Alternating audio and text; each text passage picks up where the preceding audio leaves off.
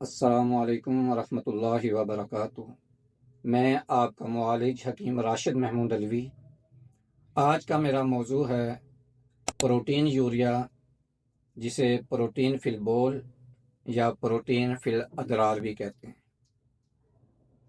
Protein urea ایک طبی حالت ہے جس میں پیشاب میں پروٹین کی غیر معمولی مقدار پائی جاتی ہے۔ عام حالت میں گردے خون کو فلٹر کرتے ہوئے فضلات اور مائعات کو پیشاب کے ذریعے خارج کرتے ہیں، جبکہ پروٹین جیسے اہم اجزاء کو خون میں برقرار رکھتے ہیں۔ جب گردے صحیح طریقے سے کام نہیں کرتے تو پروٹین خارج ہونا شروع ہو جاتی ہے، جو پروٹین یوریا کہلاتی ہے۔ اس کے چند ایک وجوہات آپ کے سامنے رکھتا ہوں۔ گردے کے فلٹرنگ سسٹم کو نقصان پہنچنے کی صورت میں پیشاب کے ساتھ پروٹین خارج ہو جاتی ہے، اور اس کے علاوہ امیون سسٹم کی بیماریاں بھی گردے کو متاثر کر کے پروٹین یوریا کا سبب بنتی ہیں۔ بعض دفعہ امیون سسٹم اپنی ہی باڈی کے خلاف کام کرنا شروع کر دیتا ہے، جس کی وجہ سے پروٹین کا اخراج ہونا شروع ہو جاتا ہے۔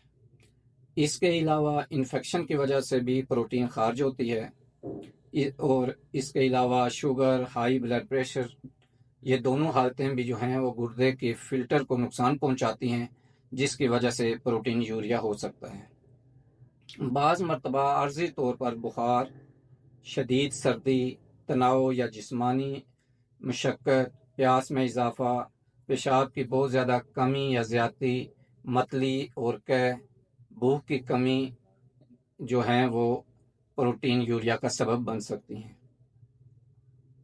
اس کی چند ایک علامات بھی آپ کے سامنے رکھ دیتا ہوں۔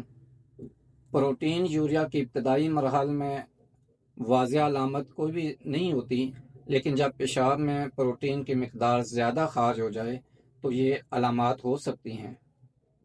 پیشاب میں جاگ یا بلبلے، ہاتھوں، پیروں، چہرے یا پیٹ میں سوجن، تھکاوٹ، سانس لینے میں دشواری یا شدید کھانسی، رات کو پٹھوں میں درد اور کھچاؤ، متلی اور قے، بار بار پیشاب آنا، بھوک کی کمی اور دل کی بیماریاں جو ہیں وہ پروٹین کا سبب بن سکتی ہیں، پروٹین یوریا ہو سکتا ہے۔ اس کی تشخیص کے مختلف طریقے ہیں۔ عام طور پر یورین آر ای ٹیسٹ کرایا جاتا ہے۔ اگر اس میں پروٹین پازیٹیو آتی ہے تو پھر جی ایف آر ٹیسٹ اور پروٹین کریٹینائن ریشو جو ہے وہ ٹیسٹ کرایا جاتا ہے، اور اگر اس ٹیسٹ میں بھی پروٹین آئے تو پھر 24 آور یورین پروٹین ٹیسٹ کروایا جاتا ہے۔ یہ جو ٹیسٹ ہے یہ اس طرح ہوتا ہے کہ ایک ٹائم آپ نوٹ کر لیتے ہیں، اس ٹائم کے بعد جو پہلا یورین ہے وہ واش روم میں کرتے ہیں، اس کے بعد ایک کنٹینر جو لیبارٹری سے مل جاتا ہے وہ کنٹینر لیتے ہیں، اور اس کے بعد 24 گھنٹے تک یورین اسی کنٹینر کے اندر اکٹھا کرتے ہیں، اور 24 گھنٹے پورے ہونے کے بعد وہ یورین جو ہے وہ لیبارٹری میں بھیجا جاتا ہے اور اس کا ٹیسٹ ہوتا ہے۔ عام طور پر پروٹین خارج نہیں ہونی چاہیے، لیکن اگر جسم سے پروٹین کا اخراج ہو رہا ہو تو 150 ملی گرام 24 آور میں نارمل تصور کی جاتی ہے۔ اگر اس سے زیادہ پروٹین کا اخراج ہوگا تو پھر آپ بیماری میں آئیں گے، پروٹین یوریا میں آئیں گے، اور پھر اس کا علاج جو ہے آپ کو کرانا ضروری ہے۔ تو اس کے لیے ماہر طبیب یا نیفرولوجسٹ سے اپنا مکمل چیک اپ کروائیں، اور تشخیص جو ہے وہ ہونے کے بعد اس کا علاج ہونا چاہیے۔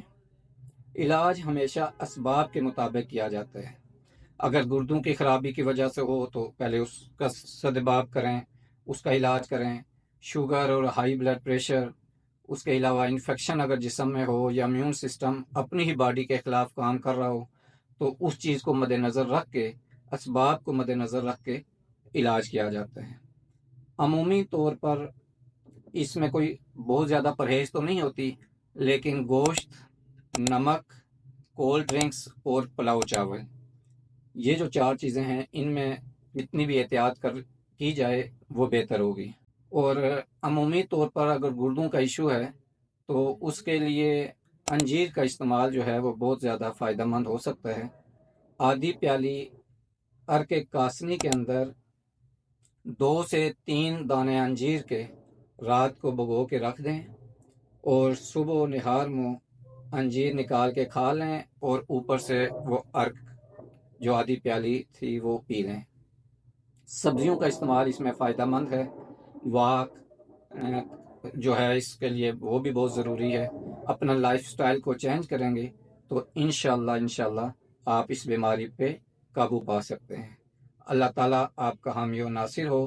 جن لوگوں نے ابھی تک میرا چینل سبسکرائب نہیں کیا وہ میرا چینل گلزار صحت کو سبسکرائب کر لیں، لائک اور شیئر کریں، بیل آئیکن کو کلک کریں تاکہ میری ہر نئی آنے والی ویڈیو آپ دیکھ سکیں اور آپ اس سے فائدہ اٹھا سکیں۔ السلام علیکم ورحمۃ اللہ وبرکاتہ۔